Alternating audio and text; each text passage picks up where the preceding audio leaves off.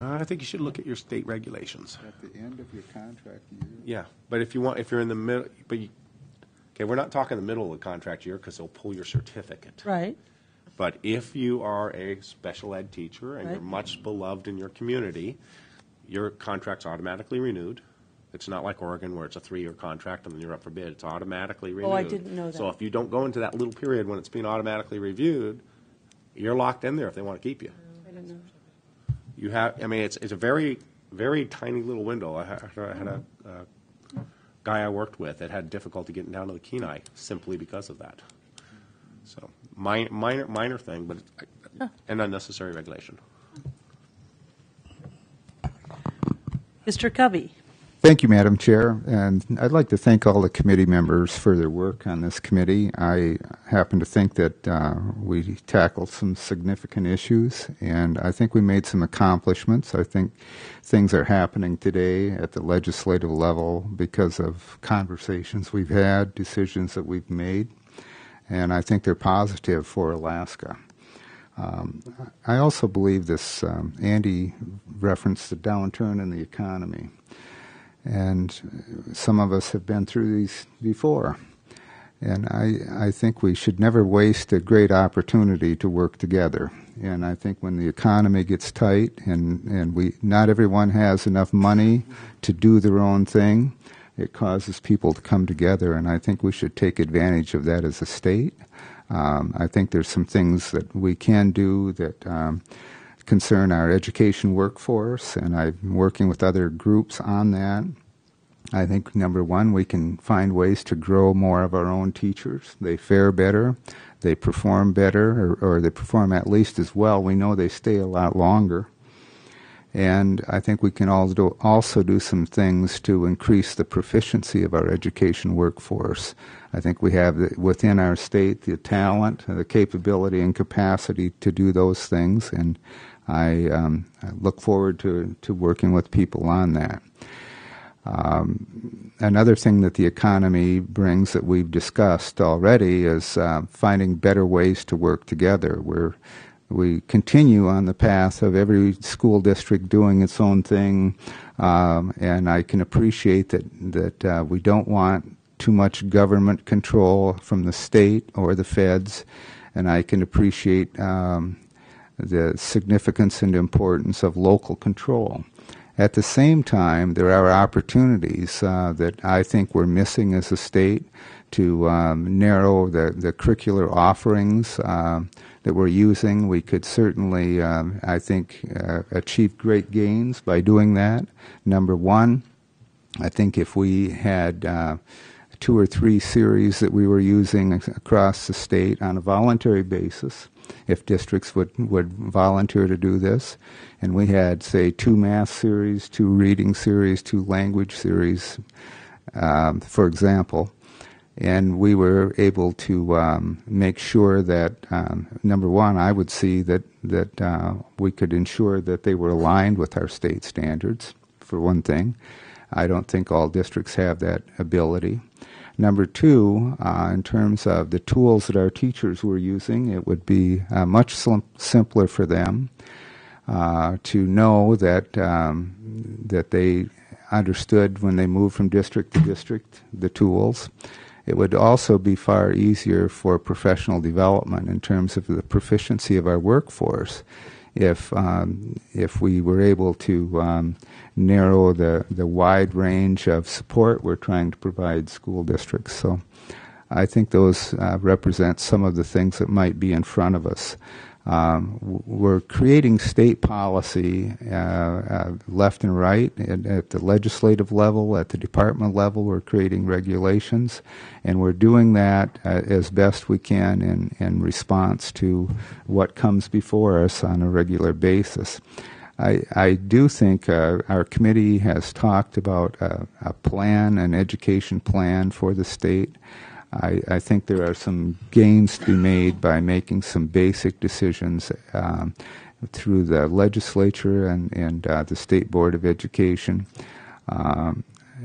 that would, again, bring us into a narrower field and allow us to work together better.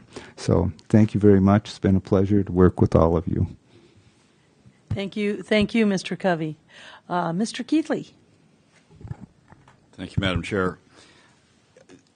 When this task force was formed, it was formed because the state was, in part because the state was viewing that we were going into a more challenging fiscal future than we had been in before, and that education, the cost of education needed to be looked at to better position the state to face that fiscal future. Over the last 6 months, really, that fiscal future has changed dramatically again. That makes the work of this committee, I think, even this task force, even more important over the last 2 years, and some of the ideas that have been generated from it even more important. Just to give the committee some idea of what we're facing historically, and I was looking at the basic needs costs that were in some of that were behind tab item 1 that we were talking about earlier. The FY 2015 projected basic needs cost state contribution was $1.18 billion. That doesn't include transportation costs. It doesn't include the cost of deed itself. That's just the basic needs cost. Historically, that number has run about 20% of state revenue. We've spent about 20% on that number. If you look at projected revenue for FY 2015, what we're going to have this year, that's 46% of state revenue is being spent on basic needs. If you just assume that number stays flat next year, looking at FY 2016 revenue, that's 53% of revenue next year. The 10-year forecast that was put out at the time that the budget was put out projects, I think, and I think most people who look at it, and in fact even the administration says, an unrealistic upwards projection in oil prices. It's projecting $134 by 2024. That's what the 10-year forecast says. No one in the industry believes that now. We believe we've hit a paradigm shift. But even if you take that projection and look at revenues over that entire period, this sort of spending is still 35% of revenues against a historic average of 20%. When you look back at the title of this task force, sustainable, that number clearly is not sustainable. That amount of spending clearly is not sustainable given the revenues that we're facing.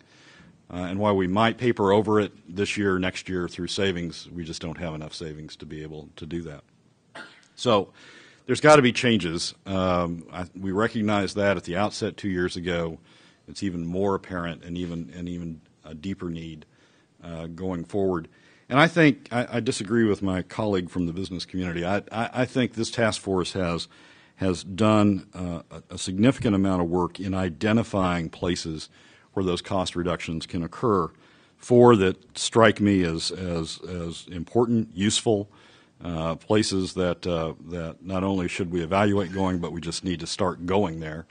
The trip to Kotzebue, I think, identified the benefits of regional schools, the cost savings that can be achieved from regional schools, and at the same time, the increased educational quality that can be delivered to students in those areas through regional schools. And I think that's a great accomplishment that's gone on in the Northwest Arctic Borough, and I think this task force evaluation of that and recommendation of it and the ability to talk about it is something that's been a significant accomplishment.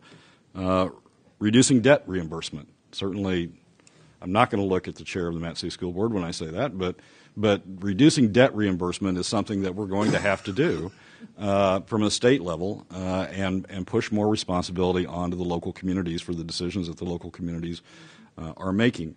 And I think that's been identifying that and working toward that and identifying how you do that and discussing it is something that's been an accomplishment of this task force and certainly needs to be included. Construction standardization, something that Representative Millett identified early on as an issue from her work on the Energy Committee, is something that I think will accomplish cost savings and needs to be pursued. The transportation cost issue we were talking about today, having